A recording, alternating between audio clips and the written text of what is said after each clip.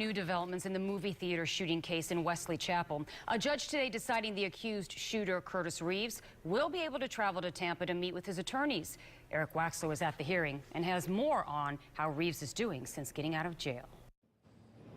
We didn't get a first-hand look at Curtis Reeves. He was not here for today's hearing. But after the hearing, we talked to one of his attorneys who told me that he's doing much better now that he's no longer behind bars. He's just happy to be at home, happy to be with his granddaughter and his children, his wife. So he's staying in the house right now. Curtis Reeves is allowed to go to the grocery store, the doctor, church, and now his lawyer's office in Tampa.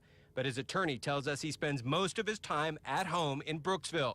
The 71-year-old spent nearly 6 months in jail after his arrest. He's accused of shooting Chad Olson during an argument over texting in a Wesley Chapel movie theater. Nicole Olson did attend today's hearing, sitting quietly with her attorney. She was shot in the hand during the confrontation. After all this is said and done, he still gets out. And even though it doesn't mean that he's not guilty, it just means that he gets to see his family, which Chad doesn't. In court today, Reeves' attorney withdrew a motion asking for permission to let a member of the Tampa Police bomb squad take possession of Reeves' guns. The weapons will remain with one of his attorneys. Meanwhile, Reeves' defense says he is standing by his claims of self-defense. Nothing has changed in terms of his attitude. It's always been great.